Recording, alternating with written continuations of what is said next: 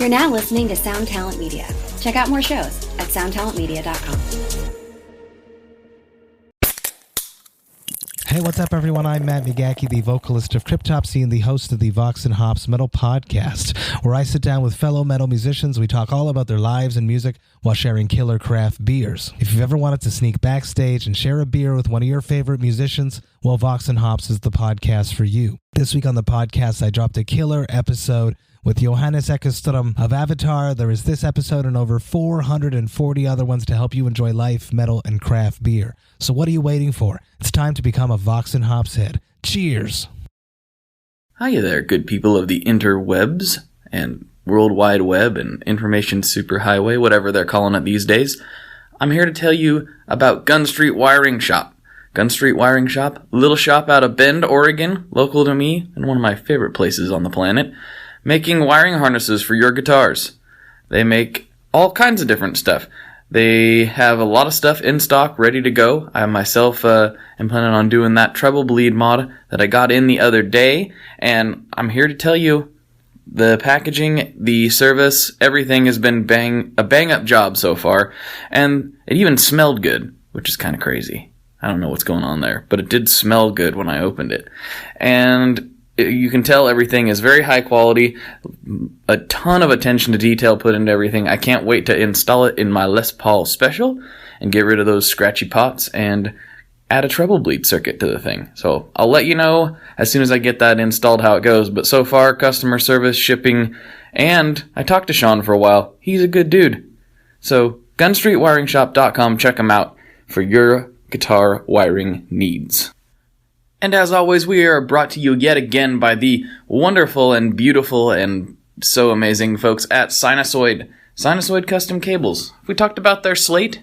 We have talked about their slate. I know we have, but it's been a while. Let's talk about their slate again. They've got their own cable that you can't get anywhere else. Yes, they carry other brands. They got Gotham, they got Megami, etc. But they also have their own cable, custom made for them, the slate. Everything from the amount of capacitance down to the jacket material is custom for them, and it's made so it kind of grips on stage a little bit and slides in just the right way. They had a bunch of different touring musicians check it out. It's made with love and care like all their products, and also has a 100-year warranty. So go check out the slate for when you want to get real fancy. And when you're ready, Sinusoid's there for you. Sinusoid.com, and treat yourself.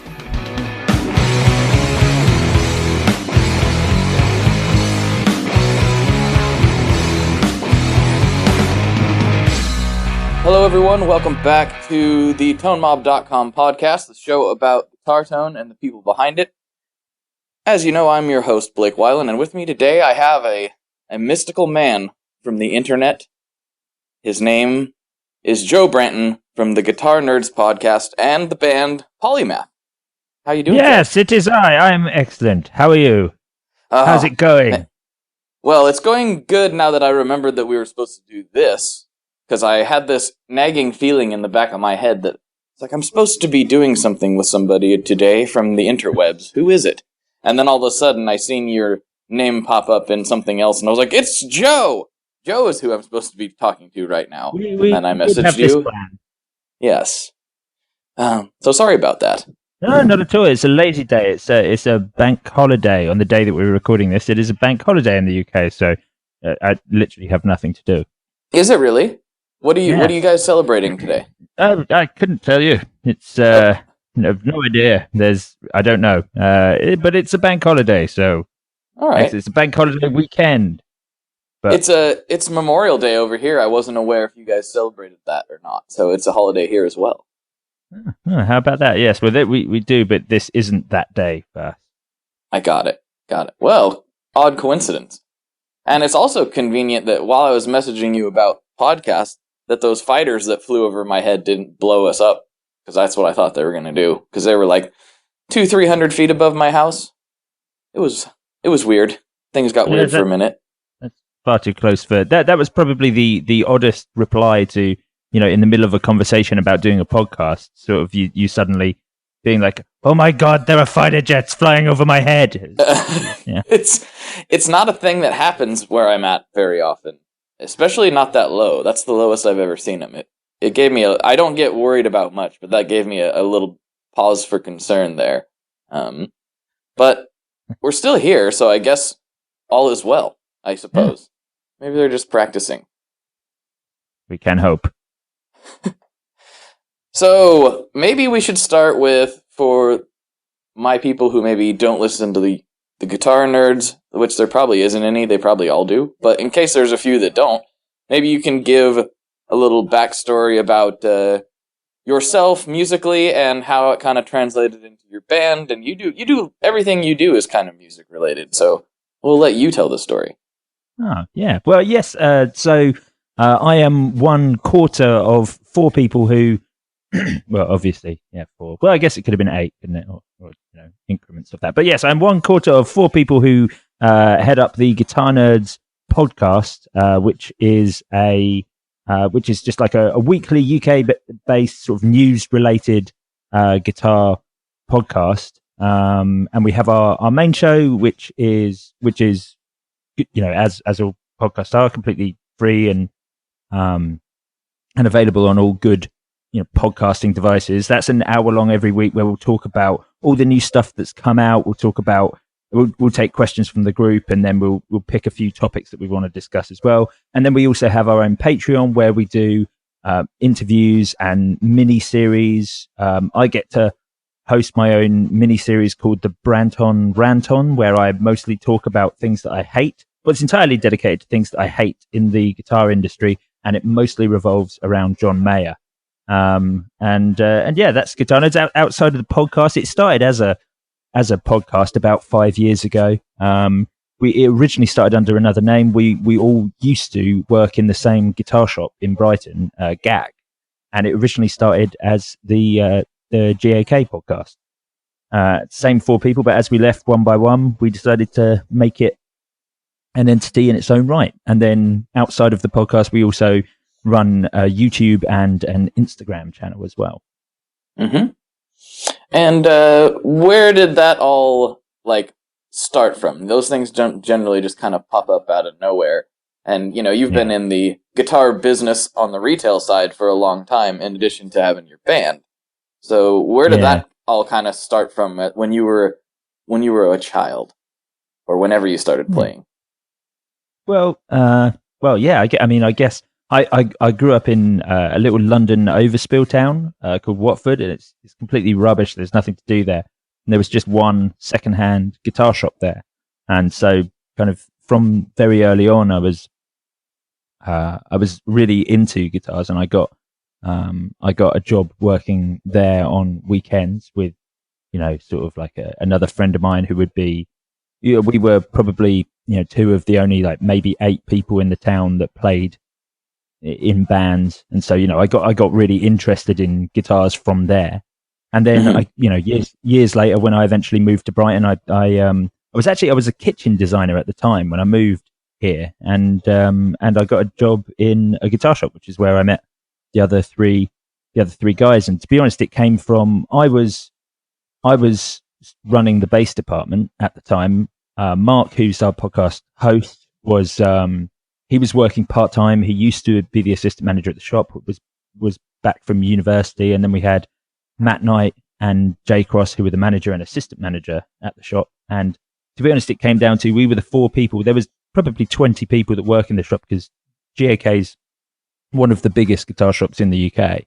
But I think we were the 4 that got on the best. And to be honest, the 4 that would stay late and maybe go to the pub across the road and have a beer and continue to talk about guitar stuff. And then I think one day Mark had the idea of maybe we should actually just record this, because we're doing it anyway. So, mm-hmm.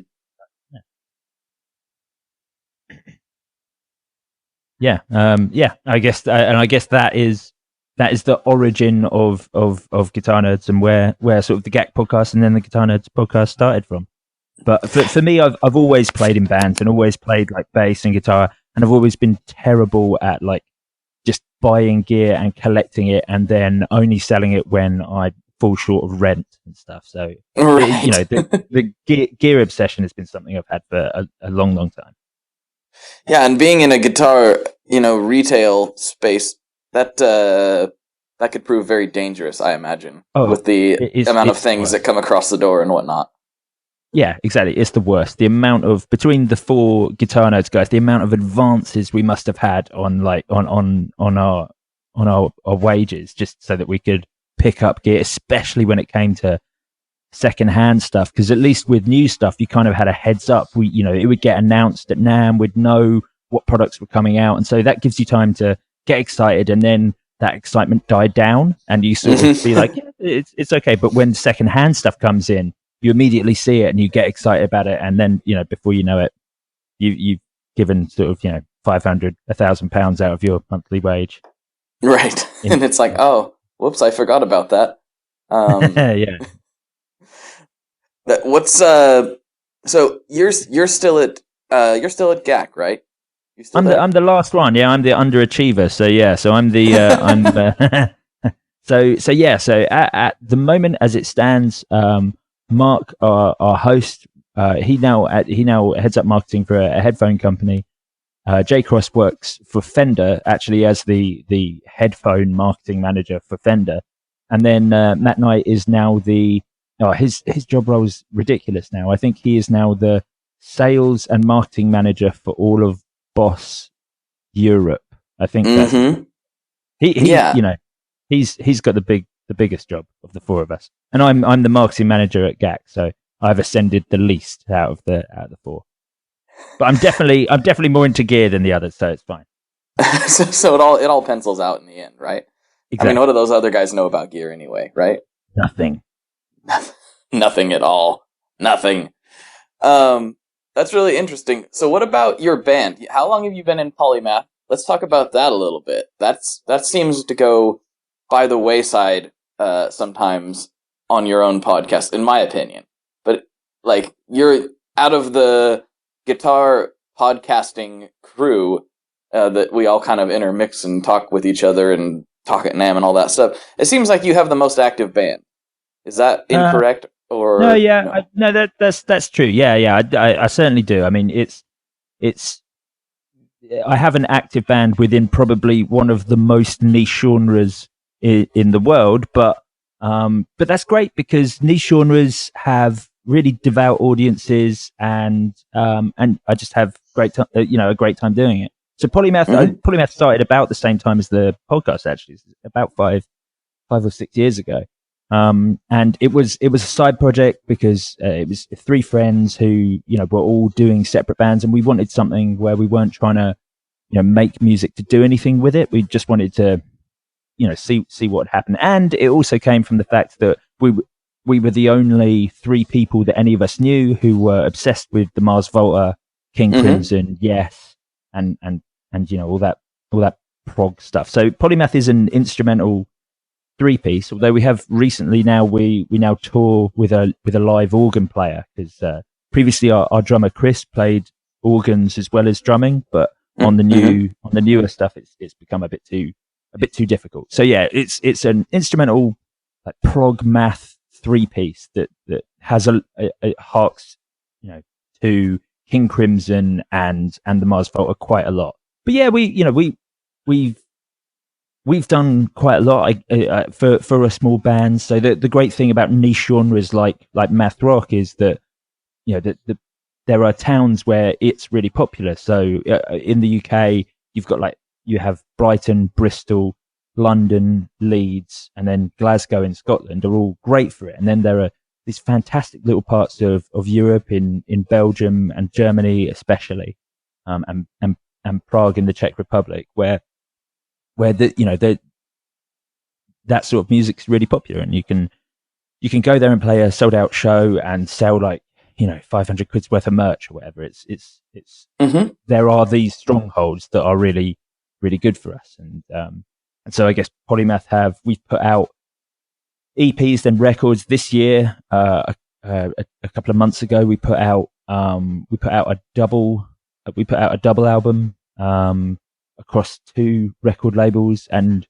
we genuinely tried to make the most pretentious thing we could. We wanted to just see how far we could push being completely ridiculous. And we said from the start, we were like, if we get a 1 out of 10 somewhere, like we'll know that we've achieved that. We know that we've gone too far, but we didn't get any 1 out of 10s, unfortunately. But we got a string of 10 out of 10s, a couple of 9 out of 10s, a 5-star. Kerrang gave us an 8 out of 10, and they then wanted to host our video for a new single.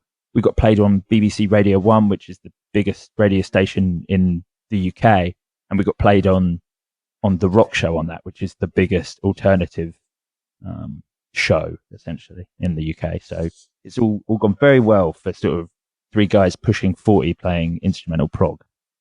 Well, see, I listened to a bit of that record, and specifically the stuff that Kerrang shared. And what I haven't listened to your whole catalog, admittedly, but I thought, because that's not really my style, that's not my thing at all, but I thought it was very accessible for that kind of music. So it's interesting to me that you guys were trying to be ridiculous. Yeah, I don't know how that happened. I listened to that, and I was like, this is really cool. Like I can get down with this. And normally I don't gravitate towards that style of music. I'm very rudimentary in my playing and very stripped down and just kind of heavy right hand type stuff. So sure. I was actually surprised at how much I was enjoying it, to be perfectly honest. That's kind of crazy that you were trying to be insane. Well, yeah. Well, we are, and I think there are parts of the record that are definitely much weirder. Like we have a big section of the record that's just a conversation that we had recorded. We gave our listeners the opportunity to read out parts of a script and send it in, and then we just live manipulated it through like space echoes, and we put that out as a track. And we did things like there's a 4-minute cowbell solo going into an Old Blood Noise Endeavour's Fault, and yes, and I think an Electro Faustus guitar disruptor, and then into an RE 201. So yeah, that like which is which is ridiculous, but yeah, I think you're absolutely right. Stuff like the sort of instrumental prog scene can do this terrible thing where they'll find an idea and they'll sit on it and they'll develop it, and then you've listened to 10 minutes of the same riff getting a bit louder on loop. It seems to be a real it's something I don't like. I think it's important. If you're not going to have vocals, you've still got to keep everything interesting. And you can go the other way. Like one of my favorite bands and good friends of ours are a band called Bodyhound, and they have a no repeat rule. So if they play a progression, they won't ever repeat that. So every song's a complete journey from A to B. There's no dipping back and forward, and it's impressive and incredible. And we rip off some of their riffs wherever we can, but the difference is we'll repeat them so that people remember them. I think. But yeah, I think that a lot of bands in our genre can go one of those two directions, and I think it's important with a composition. It's still got to be a song. It's still got to be something. You can make it in the weirdest time signature you want, but you've still got to make it listenable. I don't think that's the right word, but it's still got to be a track. It's still got to be something people enjoy. Right. Yeah, I get into some weird time signatures myself. Like sometimes instead of writing things in 4/4, occasionally I'll write them in 3/4. Wow. And I get really out there with it. That's pushing that envelope. That's me. And once in a while, there's more than 3 chords. So, mate, we play. I don't want to be. I was just saying, I don't want to be seen as an innovator, but some people have called me that in the past. We play every song in the same key, so if we ever forget where we are or we're too drunk when we're playing live, you can always just hit the guitar with your right hand, and it will probably sound okay. Oh, that's perfect. I could do that. That's for guys like me. There you go. There's a tip. Write every song in the same key. Every song in the same key. Play open tunings. You'll be fine. Yeah. Don't Perfect. worry about it. Well, I guess that is a good question. Because you guys do get out there and get weird, do you play in traditional tunings most of the time? No, we have three tunings primarily, and they're either our most standard one is actually standard. I guess it's D standard. Mm-hmm. Our guitarist Tim plays. He's a left-handed guitarist, but he strings right-handed, so he plays treble to bass. What? String wise, so the string closest to him would be his high E, well, high D, if that makes sense. So it's like because he learned on right-handed guitars, but he's left-handed. He just never switched the strings round. So he plays upside down, which makes it very difficult to, for me when he's writing stuff, because I have to like turn my head upside down to try and work out what chords he's actually playing. But yeah, he plays an SG Junior strung up with 13s, and so we're in D standard, or we'll drop that low D down to an A and play everything in D standard, but with an open A instead. So we tend to be those. And for one track, we started messing around with drop C and didn't really like it, but we do have a couple of tracks in drop C as well. Is it relatively conservative? I guess we did try. And we're going to go back to it, but it was annoying because we had to bring extra guitars to the shows. We were trying new standard. Do you know new standard tuning? I don't know new standard tuning. Yeah, what is that?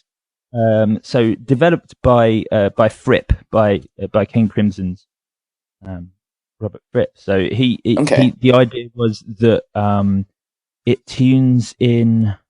I'm not very good with stuff. I think it tunes in fifths, but it meant that you needed to have the equivalent of, you had to have something hefty, something like a a 45 or 50 on your lower string, but then you'd need like a 7 on your high string to be able to get it up high enough. And he used to use a banjo string to achieve it, but it's difficult to do. And if you try and do it with like a set of 8s or something, it's still so tight that string will inevitably break after a short space of time. That's fascinating. I'm gonna have to look into that. And so does that affect? That has to completely change the pattern of your chords and how you run up and down the neck as well when you do that, right? Exactly. He developed it because he wanted to sound unconventional without necessarily having to learn new hand shapes or new runs. So you can apply a lot of conventional hand shapes to this tuning, and it just gives you access to loads of other weird and interesting stuff. He was another really interesting guitarist because he was left-handed, but he played right-handed, which is why he always sits down to play, because he had to really concentrate. I mean, he could play either way, but he played right-handed a lot, and had to always sit down. That's interesting, yeah, because there's been a lot of people talking about left-handed versus right-handed on the interwebs, and I've heard some guitar instructors, and I don't know, my right hand, I'm very right-handed, and so that's never really been a problem for me. But I've seen some people saying that lefties should learn right-handed, and I've seen people say no, that's dumb. I don't really have a big opinion on it because it's not me, but it makes sense to me that guitar playing isn't really a natural thing to do anyway. Like, you have to learn how to do it. So to me, it almost makes sense if you are left-handed to learn right-handed. But I could be wrong. I really don't know. It just makes sense to me. I'm not sure. I mean, I think a lot of people who were back when being left-handed was seen as incorrect, when people were corrected in schools and were forced to use their right hand, that caused people to stutter and to develop like speech impediments on the back of that. So I don't know. I have absolutely no idea how that impacts it, but who knows? I didn't know that. Yeah, there you go. The more you know. Yeah. Really, so they would cause mental distress because but I would think that's like a little kid though, right? I don't know. Maybe exactly. Like a teenager would probably be okay. Expertise. Yeah, exactly. But I don't know. What do I know about it? I just know that I have a lot more access to instruments because I played right-handed. Oh, yeah. Exactly. Which I guess could be a bad thing for my wallet. Yeah, exactly. That's all very fascinating. It's interesting that we're talking tunings. That's not something I give a lot of thought to most of the time. I play generally in standard for almost all of my guitars, except recently I've been exploring baritone land.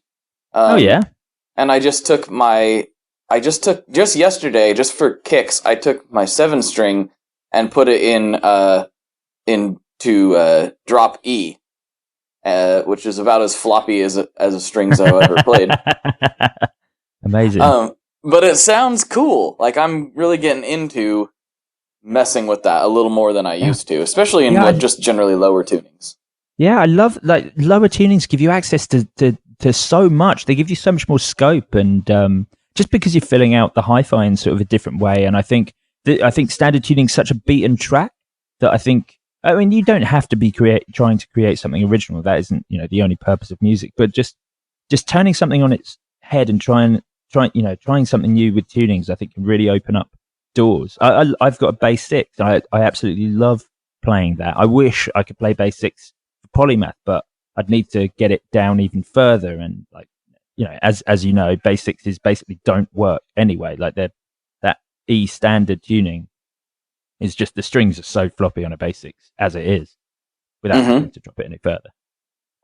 Have you thought about messing with the string gauges on the bass 6 and just seeing if you could get it into weirder places? I mean, I'd have to find someone that does like weird gauge strings for bass 6s, which I'm sure I probably could find, but there's nothing out there. There's like one gauge for bass 6 strings. One thing I did buy, I got some Labella flat wounds. They were £60 for a pack of for a pack of strings. I mean, admittedly, I will never ever have to change them, and certainly just because they were flat wound, everything was a bit more taut. So they're great, but it's still not quite. You couldn't get this into D standard sort of thing. Interesting, very interesting. We'll have to explore this further. I'm determined. I'm sure there's a way we could make that happen. I know people. We know people, Joe. We can make this happen. We probably can. So, I know you've got a lot of opinions. I'm a Patreon subscriber. Yeah. And we've talked at length about things at NAMM and various other places. But what's the deal with John Mayer? Why the hatred for Mr. Mayer? If I'm going to answer it genuinely, because he's a very easy target. Okay,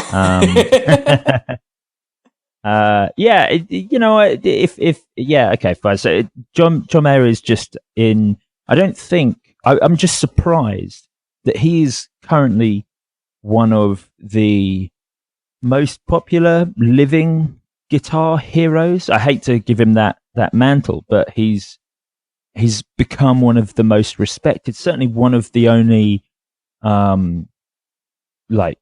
boundary crossing relevant musicians. Well, probably one of the only guys who's not a metal player, who's getting a lot of signature stuff and a lot of respect for his contributions to music.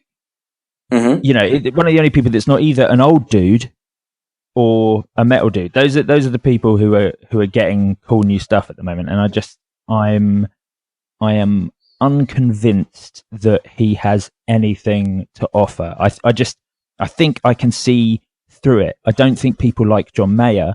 I think they like the idea of being John Mayer. I think there's a distinct difference. I can't imagine listening to such tepid yacht rock and being like, "Yep, this is great. This is what I want to listen to." He sounds like Simply Red.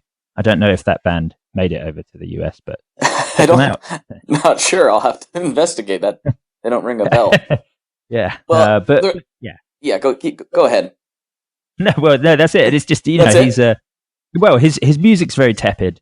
Every time he does an interview or actually communicates with people, he comes across like a complete twit, and then that kind of on top of on top of the sort of the wet, like absolute, like have contributed nothing to the guitar industry releases that all his signature stuff has. His completely useless PRS amp head, for example, or like the Silver Sky is hands down one of the least relevant releases ever in the guitar world, but probably has had more traction than any guitar in the last decade. And that's depressing. So I brought him up because, well, you mentioned him a little earlier, and honestly, I have a weird feeling about John Mayer. And it's because I was never a fan. I never liked him. I didn't like him admittedly, it's because my only exposure to him was his kind of pop singles. And I was like, this is not for me. Why does anyone listen to this? But upon, digging a little bit further, I got a lot more respect for him as a player. But I think you're right when you say that people don't... I don't think they really like John Mayer. Like, there's hardcore John Mayer fans that genuinely like his deep cuts. And I think some of those are pretty good, to be honest. But I'm kind of with you in that I'm like, man, I think people forget he got famous for writing, pop songs. I don't necessarily view him as, like you say, this sort of genre crashing, monumental force in the guitar industry or in the guitar playing world, but yet somehow he is. I'm kind of with you on it. That's kind of the thing. I think, if you want to talk about like contemporary blues players, we're inevitably going to mention Joe Bonamassa as well. And I just think if you want, I don't care about Joe Bonamassa's music either, but I have respect for the guy because of his contribution to everything, because of his incredible collection of instruments, because of his knowledge, because of doing things like when he was playing a show in Brighton a month or two ago. He because it was in Brighton, he popped into GAC, into the guitar shop I work at.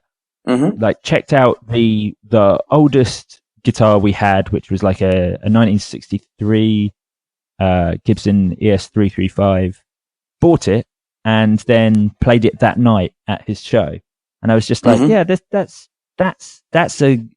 And when I dislike John Mayer, it is not, I don't care about his music, I don't care about anything outside of the guitar industry. It's when guitar fanatics idolize John Mayer as having contribution to guitar, specifically, this geeky thing that we're in. I'm like, well, Joe Bonamassa has that. He has tons of signature models. He deliberately and completely knowingly creates fake beef about not liking pedals on the internet.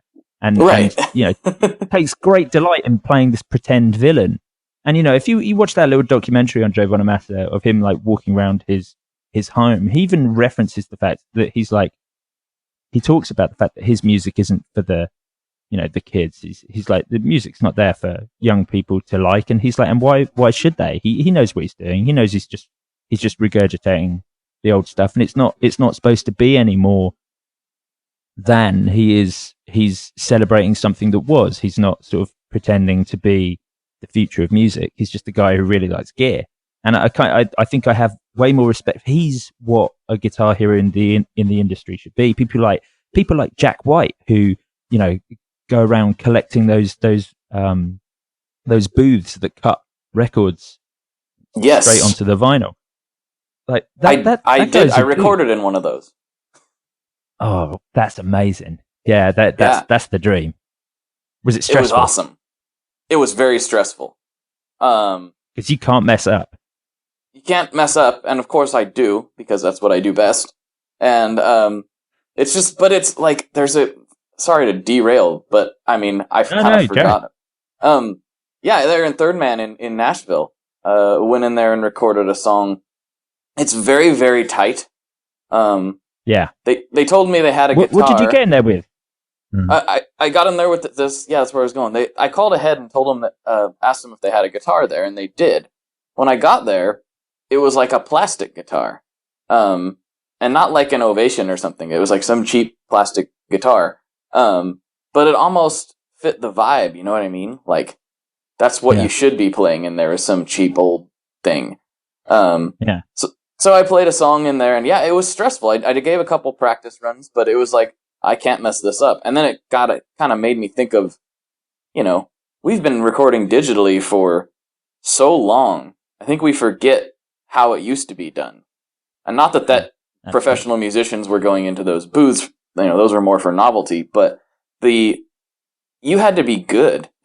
You know, like things the way that the first sort of recording to vinyl things worked, how you had the weights mounted from the ceiling, and when they set those off, you had the time that it took those weights to reach the bottom, because that was what was writing everything onto the vinyl. I just think that stuff's incredible. Like, there's so much more. Everything you had to be so much less precious, but also had to be so much better. I've got loads of time for that sort of stuff. I think it's really cool. It's a fascinating thing to think about, and it actually gave me a weird flashback. It's not exactly the same thing, but it was sort of the same, or similar to my early days of trying to record music. We literally, like, my grandma was the only one with a computer, ironically, at the time. And me and my friends would literally go over there when they weren't going to be home. They were going to be out for the day. Hey, can we use your computer? We're going to record some songs.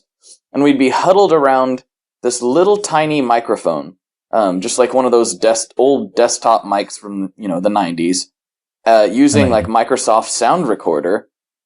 And we would adjust the EQ and everything by positioning ourselves in different places in the room. So, you know, the acoustic guitar would be close. The snare drum and the hi-hat would be pretty far away. The drummer was banging on a lampshade. But the weird thing is that recording program would only do 1 minute at a time. If you wanted to get more than 1 minute at a time out of it, you had to literally just like record silence. You like let it go for the full minute, hit stop, and then hit record again, and then it would add additional time. And then you could go back and record the full length. But you had to know how long the song was exactly. You couldn't just hit start and stop. And so it was this really weird. Impressive. It was a really fun time. We made some really stupid things on it, but that was my first experience with recording music, and I don't know if I've ever talked about it on here before. That's absolutely incredible. But it's amazing how things have progressed in that way. In that it's always been about get around for situations, and now I guess to a massive extent it isn't at all, because all you need now is a laptop and a few decent plugins. But cool. It's kind of amazing, but I do have respect for the old musicians. You know, you go back and look at the Wrecking Crew and guys like that, or people like that rather, and it's just like, oh, I'm really not much of a musician at all, am I? Because I just hit record however many times I need to till it sounds right. I couldn't even tell you how many tracks we'd recorded on our album. I mean, hundreds and hundreds before they got to the final take. But you guys are probably tighter than that. No, it's just we play so atonally that we can keep all the cock-ups and say that they were deliberate. Yeah, we did that on purpose. What, you can't hear it? You uncultured swine. Exactly. It's one of those genres where if you're listening to something and you think something sounds wrong, you don't want to say, because you might just not have been cultured enough to have understood the reference. That sounds like maybe I'm in the wrong genre. Maybe I need to get in. Exactly. Oh. I keep saying I only know 3 chords. Yeah, that's where I'm going. I'm flying over right now. I got a lot of fuzz pedals to add to this. So let's talk about pedals, actually. I know you are a big fan of a particular effect that doesn't have necessarily as widespread of appeal. I don't know if you want to talk about that or not. Are we talking about vibrato? Yes. Yeah. I think vibrato is a lost I don't understand why it ever became sort of niche, and certainly it was super niche. Like, go back 10 years, no one had vibrato pedals. Like, it's almost the return of vibrato has happened recently, but it's still very, very niche. Mm-hmm. And for me, it was always like, man, it's a bit like chorus, but not as cheesy.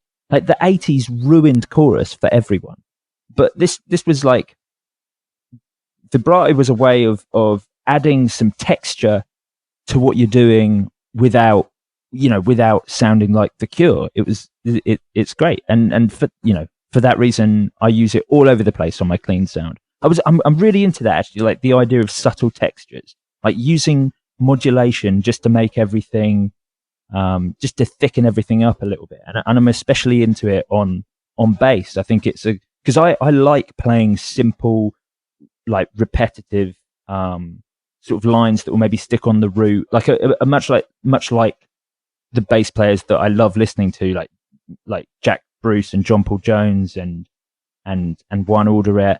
They often end up like sticking on a root, playing a little fill around that root, but essentially backing up the guitar whilst the guitar can go off and do all sorts of things. And I think it's hard, but kind of important to try and find a way that you can make that interesting without stealing the limelight. That's not the job of the bass. We're certainly not in that context. And being able to just have something that creates an unusual texture on a bass guitar, and for rhythm guitarists as well, I think is really important. I used to use a really slow phaser. I really like the MXR Phase 90. I have an old script logo, like LED-less MXR Phase 90, and I on the slowest setting, I think that pedal sounds incredible.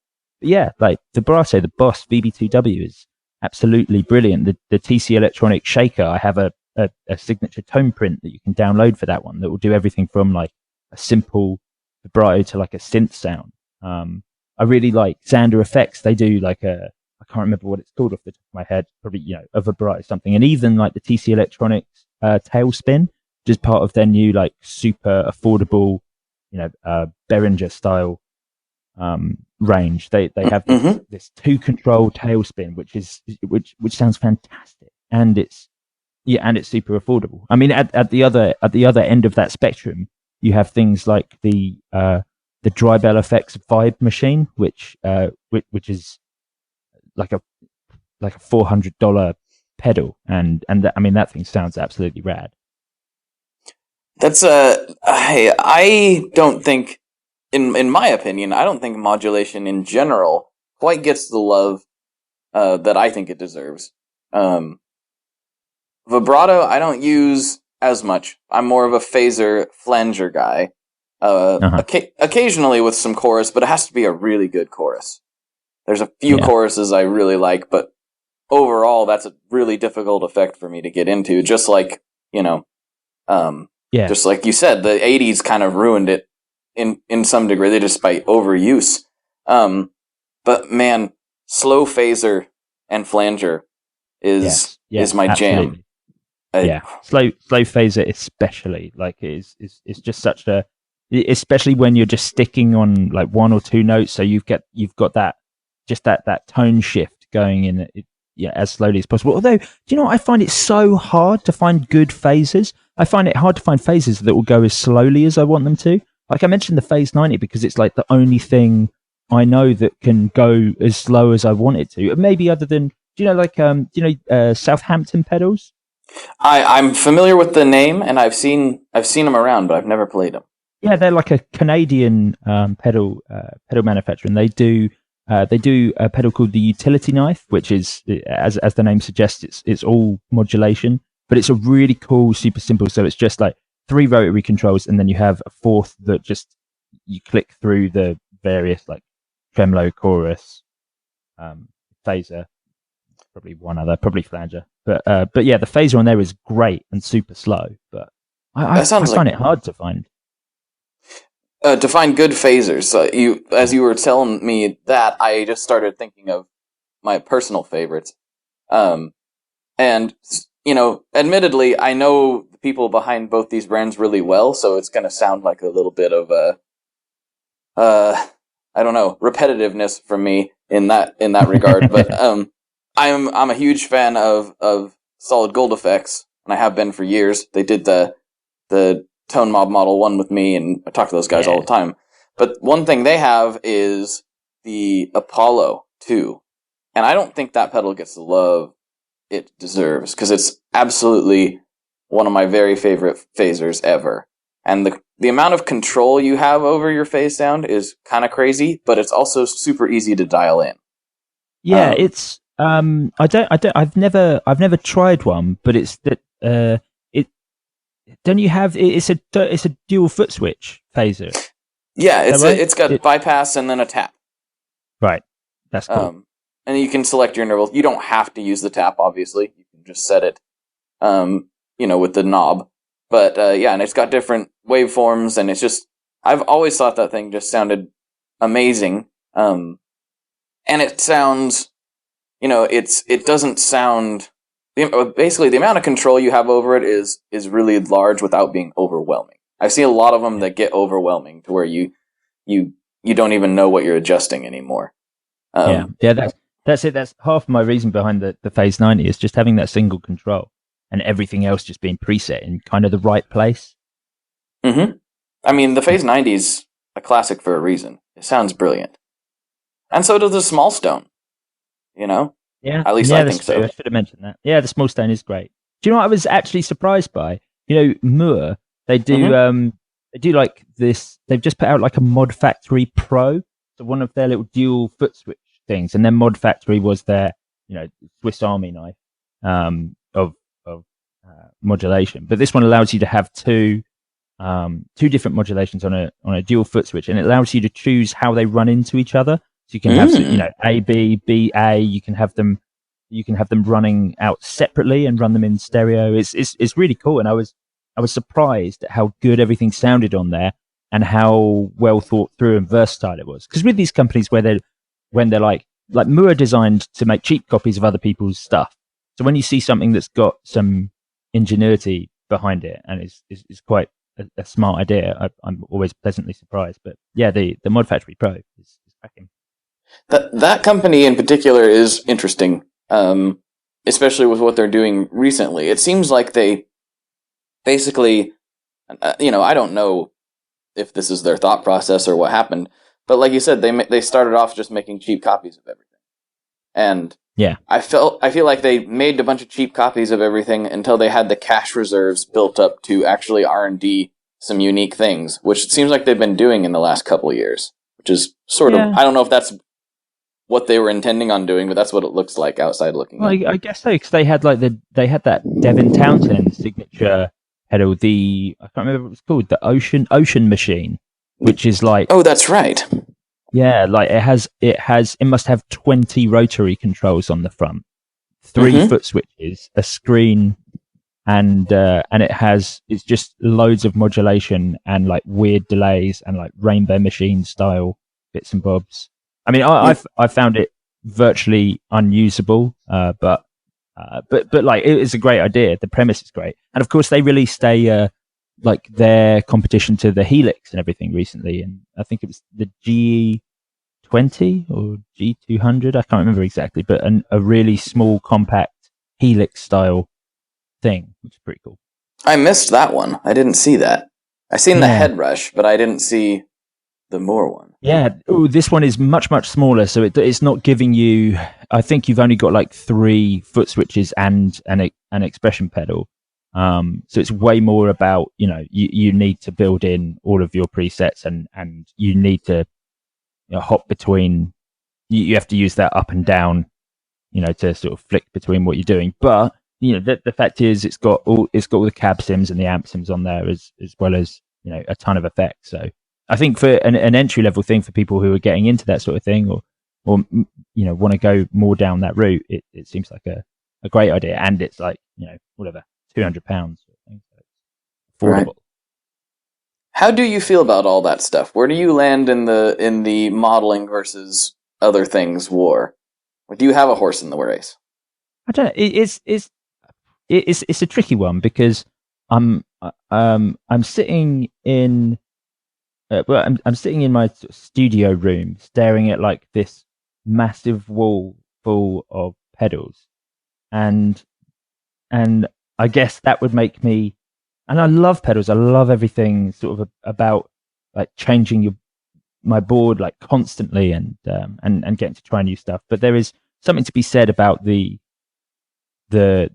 neat simplicity that's offered by these units. I think I still play shows where I don't want to rely on the PA.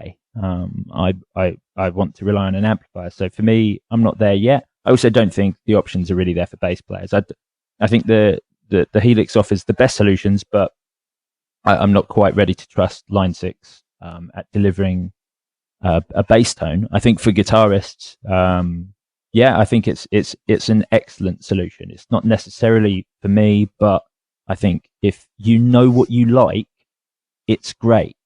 But if you like experimenting, I think they can. I think they're great for people who know that they want a cleaner drive, chorusy sound, and something that's a bit delayy. That's perfect. If that's what you want and that's all you need, then that's fine. If you've ever wanted to make weird noises, then I don't think it's for you. Yeah, I think you hit the nail on the head with if you know what you want to sound like already, those are great. But if you are, I never really thought of it that way. I make fun of them a lot on the internet, but it's all tongue in cheek. I don't mean it. Really, I think they're really great pieces of engineering. And I haven't played the Helix. I've played the Head Rush, and I was this is pretty good. It's the worst of the two for sure, but it's easier to use than the Helix by a mile. I'm not convinced by the sounds on the Head Rush as much. No, I didn't think it. I thought for some of the sounds that it was really good, and some it wasn't. As soon as you started getting too much. Getting too dirty, it was like, okay, this sounds not right. Yeah, digital. Yeah. And but I've heard the Helix. I've heard it plugged in. I kind of stand by the same thing I say about good plugins. If you're running in, straight into the Vox while recording, I don't know if it was well executed and I heard it on a recording. I don't know that I would be able to tell the difference. But in a room, I probably can. Maybe. Yeah. I don't know that for sure. I think so. Actually, I'm doing this thing at the moment. I'm testing my.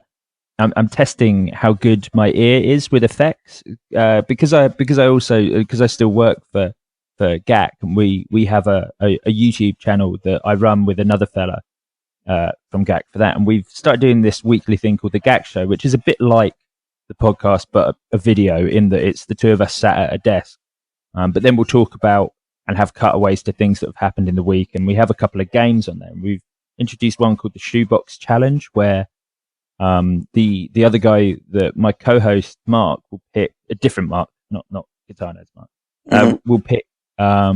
He picks 5 effects from one effect style. So last week was choruses. He picks 5, then he'll put 3 of them into the shoebox that I can't see, and then I have to play guitar whilst he switches between the 3, and I've got to guess which 3 of the 5 were used and in what order. Oh, that's interesting. Yeah. So it's good. These pedals that you've played before. So I always ask him to pick stuff that I know about. Bear in mind, I've played most pedals, so generally speaking, we're quite safe. I mean, I almost didn't mean that as a boast. I haven't played most pedals because I don't live in Portland, but for the pedal companies that GAC sell, I've played most of them because it's such a big company, and because like purchases for big companies are so corporate. Like, I think the love for getting involved in weird, kooky effects went long ago. So everything we sell is like a big, major pedal brand. There's no like cool, quirky stuff. Well, not a lot of it anyway. Only the stuff that I managed to like just about squeeze in onto the company books. But so everything there, everything's Boss or MXR or TC or Earthquaker or Electro Harmonics or Moore. All of the the obvious brands. So it's easier in that sense because most of the pedals have such a well-known classic sound anyway. Right. Okay, I follow you. So I didn't realize that. I thought for some reason in my head, I thought that GAC was, more interested in that. Maybe just because I assumed just because you worked there that they would be more interested in that. But, yeah, I think well, that's it. We try and the small amount of cool, weird stuff that we have. Because I'm in charge of the marketing, I will promote that stuff very heavily. But yeah, it's a massive guitar shop. I think the thing we sell the most of are whatever the cheapest Yamaha keyboard is. It's the same. The same as I guess what Amazon sales are. Sell loads of starter pack guitars, sell loads of budget keyboards. Yeah, that's very true. I can't remember if it was myself or if it was Wampler who put in one of our Facebook groups, probably Brian, asked, like, do you guys buy guitar pedals on Amazon? And largely, there was a few that did, but largely people were like, no. They buy them direct from the manufacturer, or they buy them from a small store somewhere. And I thought that was interesting, but it also speaks to the level of nerdiness and I say that as a good thing. Like just the depth of people's caring about these weird effects brands and things. And 100%. It's. I think that we're such a geeky little subculture that I think we're kind of quite secure in that. People do care about, in the same way that this perfectly brings it back to Polymath, actually, in the same sense that that I play a really weird genre of music, and because of that, people that like going to see that music make sure they buy all our stuff so that we can keep making music. That same thing applies to all the boutique stuff, and especially effects, obviously way more than amps still for sure, and guitars for sure, but I think guitar wise, obviously there's still massive domination from Fender, but with effects, everyone's got something on their board that no one else has ever heard of. Pretty much, yeah. I mean, how many board shots do you see, and you, like, probably 60-70% of them, you're like, I wonder what that thing is over there. Yeah, exactly.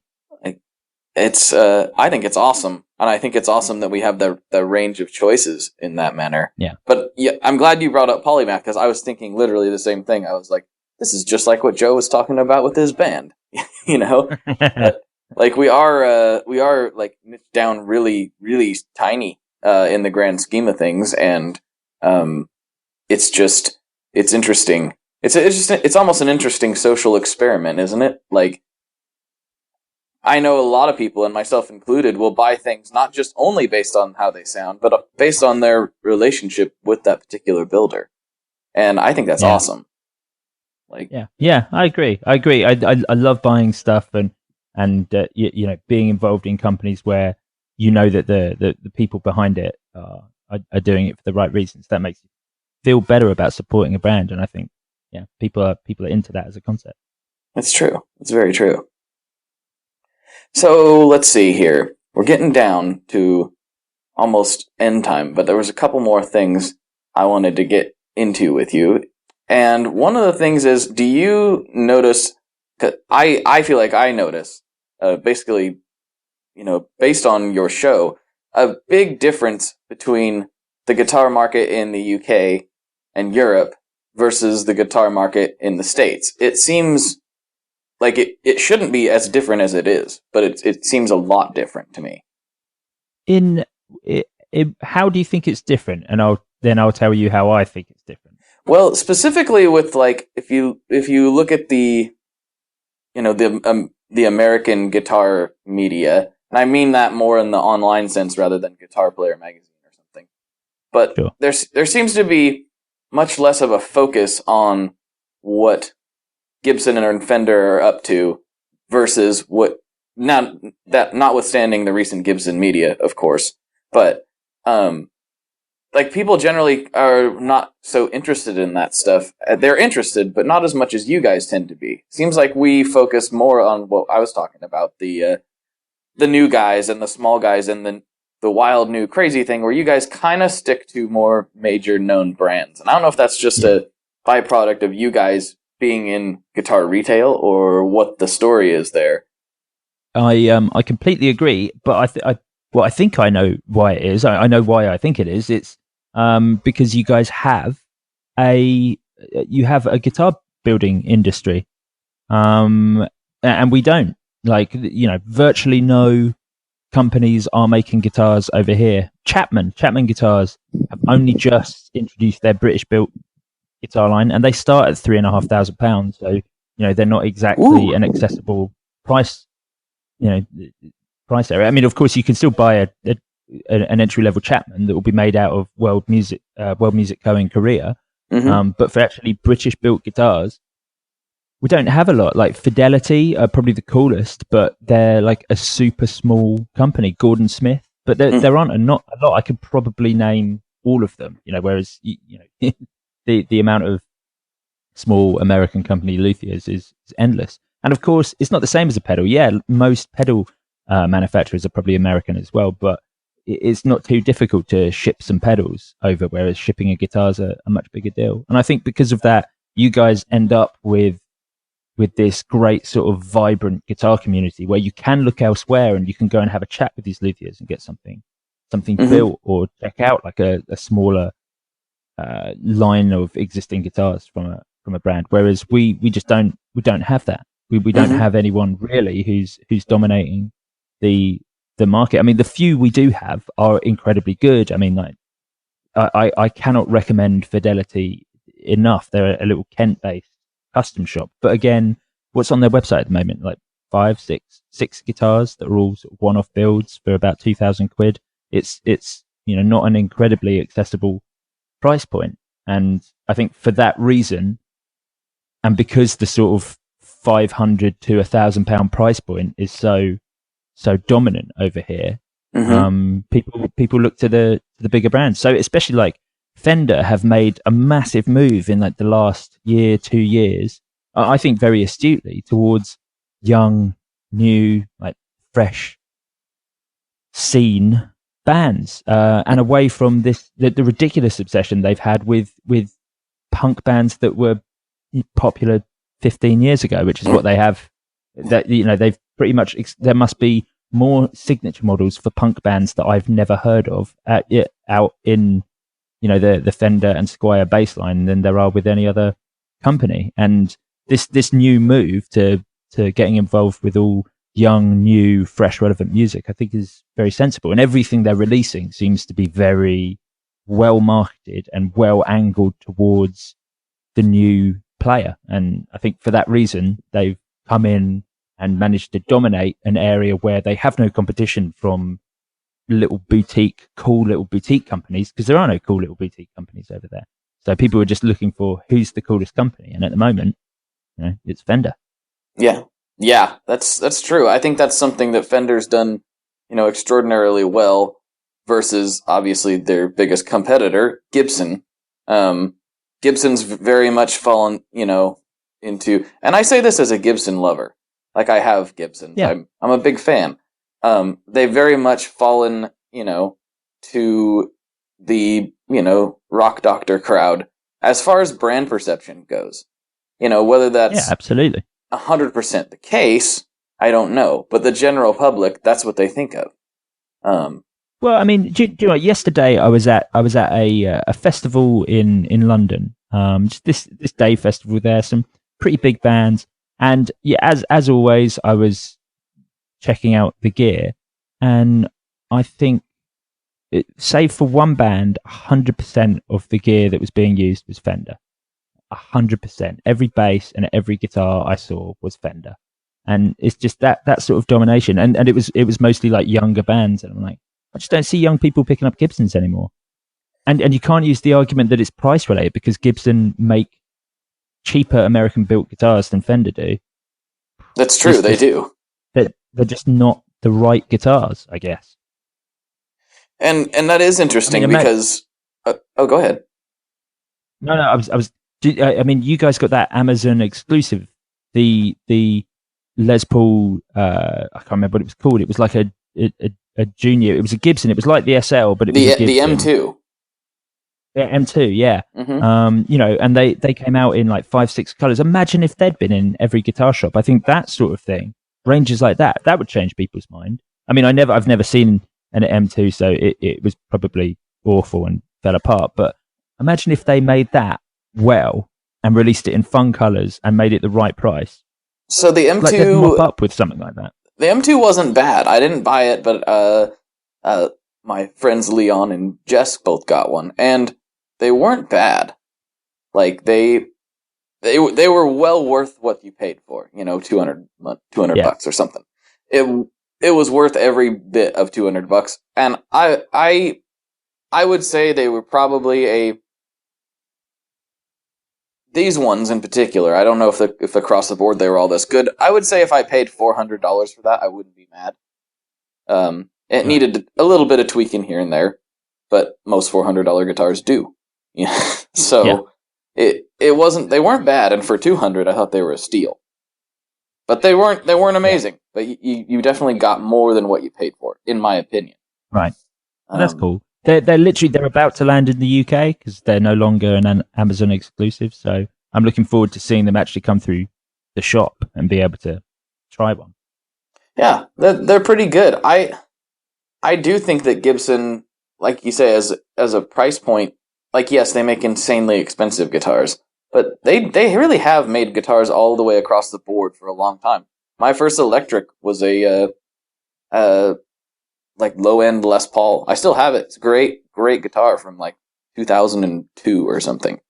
And back in those days, I forgot I was going to go there.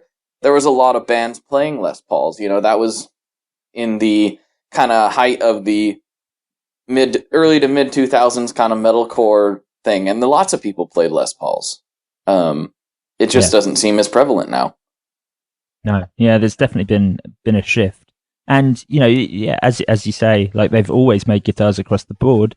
They're just not making the right ones. Like the Fender Offset series was just so on the money, making it at a time where certainly, I tell you what they were right for, and this may or may not have been deliberate for Fender because I've no idea how much they actually care about the UK market. But in the UK at the moment, there is a massive resurgence in grunge. So releasing offsets at this time in like weird colors was a fantastic move because grunge is everywhere. Everyone's buying quirky colored offsets. So yeah, a super smart move. And it's just maybe that Gibson have never managed to release something that was in line with something, because grunge is so much more than a music, than a genre. It's you know, in the same way that sort of metal or punk are as well. It's like a lifestyle and a fashion choice as well. And so when you make something that can become a part of that can transcend just being a guitar, it can be part of a scene, then that's where you mop up. And I guess Gibson have never, not in recent time, there's nothing that's relying on a Gibson. There's nothing where like I'm gonna join a band that are gonna sound like this. Obviously I have to buy an SG for that. You know, there's nothing that's doing that at the moment. That's true. The grunge sound and look and everything is very circled around Fender Offset. So that was somebody over there paying attention to what's going on. This is really interesting. I hope that resurgence kind of makes it over here. We're not seeing that here yet. I would really like it to, though. That would make me happy. Yeah. Yes, it's actually a good time at the moment, relatively. Nice.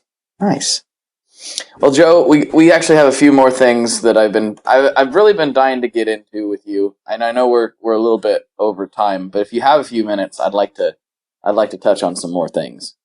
Let's do it. All right. First of all, I mean, you know, I don't know if you're putting on a show or what's going on, but you've been very pleasant and charming on this episode. How come the rest of the guitar nerds hate you so much? I've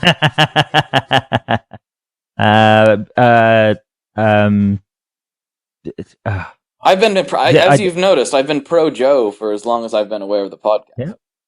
I'm always on your side. Not always, but most of the time. Everyone's always on my side, man. It's only the other three that aren't. Do you know what I think? I was, when I came into this. Do you know I've learned so much from the other three. Whilst I think I get more excited about stuff than the rest of them do, I also think they all of them have a couple of years on me, sort of working. Well, am I the oldest? I'm the second oldest, but they have a couple of years on me in working as part of Guitar Shop. So I learned so much of everything from, like, when I first, like, you can still listen to it now. It's still up there. The first, like, GAC podcast episode, I'd probably say 5 or 6 words, because when I did that, I was so into bass and so involved in bass that actually it's only been since I've done the podcast that, I'm now in a situation where in my room in front of me, there's a Gibson Custom Shop ES175. There's a Fender American Original 60s Strat. There's a Classic Player 50s Strat. It's over there. There's like a Squier Jaguar. Like, there's a ton of guitars, and I realize now I have way more. I mean, in this room there are 3 guitar amps. There's one of the Tweed Blues Juniors, a Vox AC15, a Boss Katana.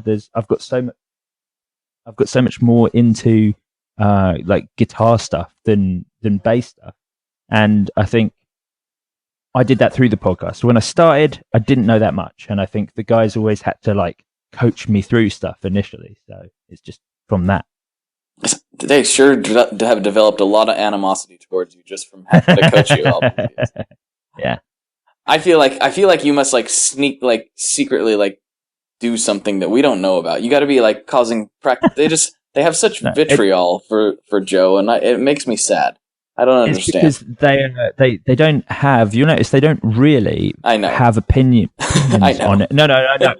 They do. We hate each other, but they don't actually really have opinions on stuff. It's like whereas I'll come in really hardline on stuff, and I think, like, they generally speaking dislike how much I dislike John Mayer because they don't want to offend people.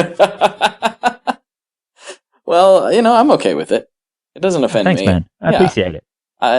And I don't know. This is really just kind of a pitch for you guys. If you guys aren't listening to Guitar Nerds, stop this one. Go listen to that and then come back, because we're almost done. But because some of these jokes or these questions I'm asking are directly because of what Joe does on the show. So I would like to know, because I may have missed the episode or something. What is the origin story of Bo Banton? We don't know. So, so a little over a year ago, sort of a year and 3 or 4 months, we were all 4 of us were in a car driving up to the Birmingham Guitar Show, and I got tagged in Bo's first post, and I was like, what is this? And of course, it couldn't have been any of the other Guitar Nerds, because they were in the car with me. And for the listeners who don't know what or who Bo Banton is, I don't know who he is, but what he is a parody Instagram account of myself, where he uploads the same photo of me every day and has done for 15, 16 months now. He also direct messages me. I think it's more than one person, direct messages me every morning at 7 a.m. Just to make sure I'm up and about. And photoshops me into a lot of situations, and occasionally remixes songs with me as well. Oh, it's so funny to me. I don't know why that's so funny to me, but it really is highly entertaining. My girlfriend Emma is genuinely afraid of it. I'm like, it's fine. It's quite funny. It's actually, like, it's great publicity. We released a Bope T-shirt, which was my face in that red and blue, that Obama Hope thing. Mm-hmm. It was that, but with my face, and it said Bope, and and that's been our best-selling shirt by a long way, actually. So from my perspective, I'm like, it's fine. It's like free advertising. It's so good. But for Emma, she's like, wants me to get a second lock on the front door. So I don't have as devoted of a character as Bo by a long shot, but I don't know if you have seen this or not, but last year for Summer NAMM, I've never made it to Summer NAMM. I plan on it one of these days, but I've not done it yet. We did a little thing. Jonathan Diaz, a listener and community member, he had the idea to make a cardboard Blake to take to Summer NAMM since he was going, and we did a little charity thing, and it was really good. That all went great. Thanks to everybody who was in on that, by the way.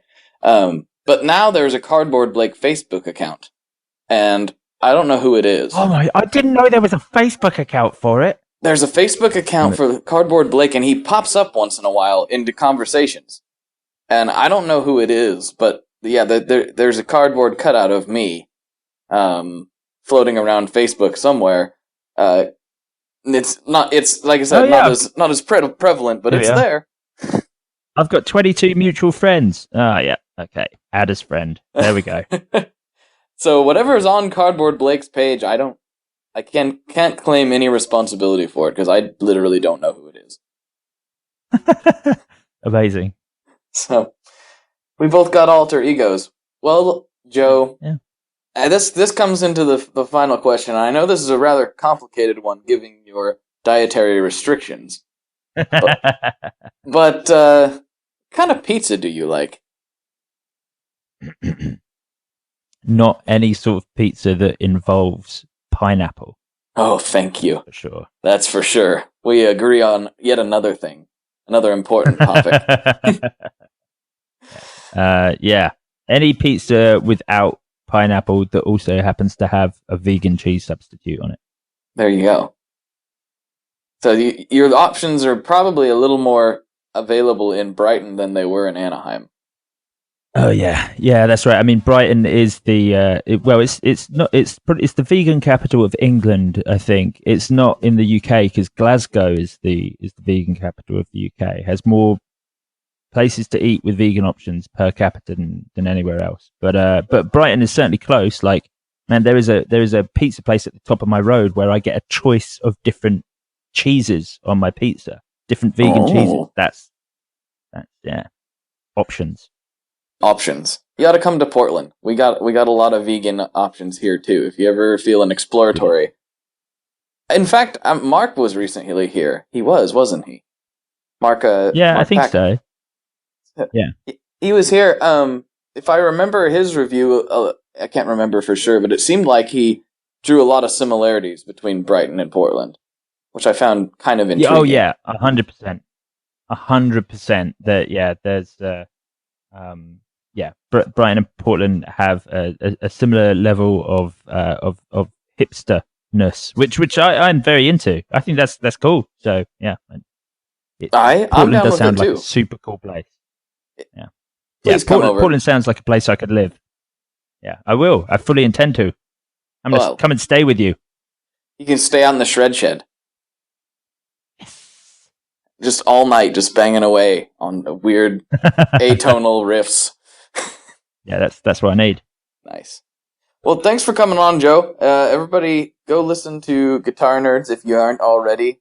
I would be very surprised if you're not already, if you're listening to this. But if you're not, you can find it. Joe, where can you be found on the internet for anybody that wants to reach you?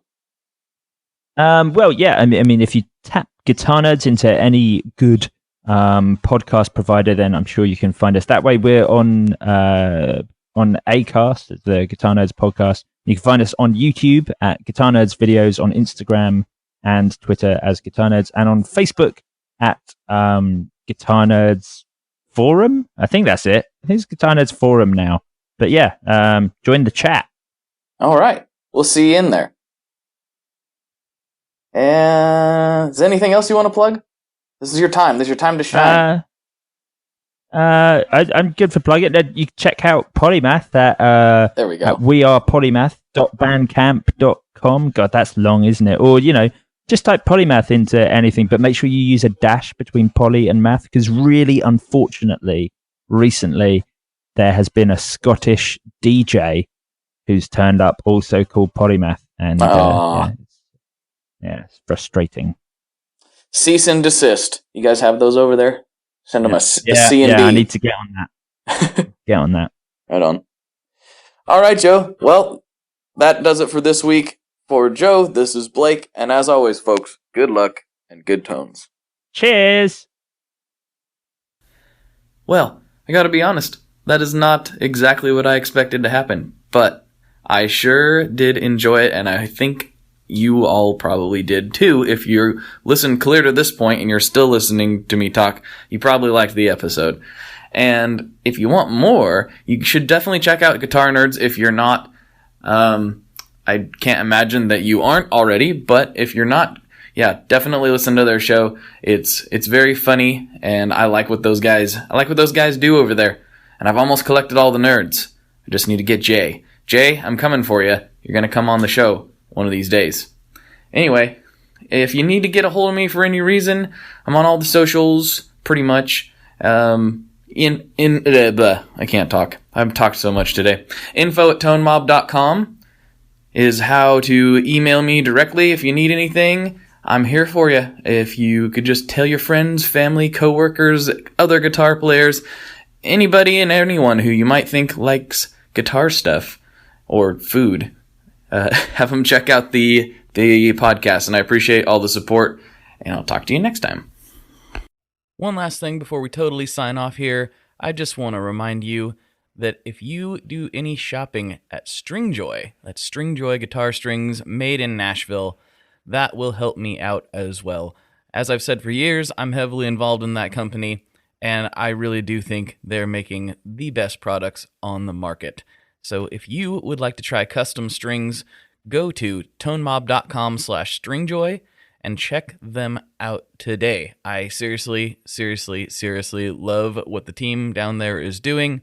I help them out with all kinds of things, and by you supporting them, you are also supporting me as well. And hey, you need some strings, so why not get some custom strings just for your guitar and playing style?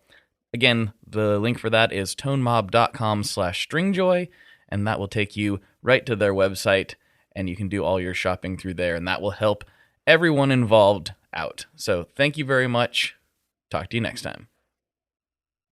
We are brought to you by the wonderful folks at Gun Street Wiring Shop.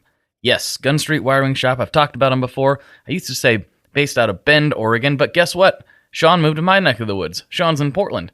Sean is awesome and has helped me with a bunch of stuff lately. And if you have wiring needs for your guitar, he can help you too. If you want to get weird with it, he can get weird. If you just need to spruce things up a little bit, there's your guy. He takes all the guesswork out of doing your guitar wiring, and he makes it simple, and his customer service is top-notch, and I can't say enough good things about Gun Street as a company. I really respect Sean and what he's all about, and the product is top-notch. I've got 3 different guitars that now have Gun Street harnesses in them, and I could not be happier. So go to gunstreetwiringshop.com and check them out.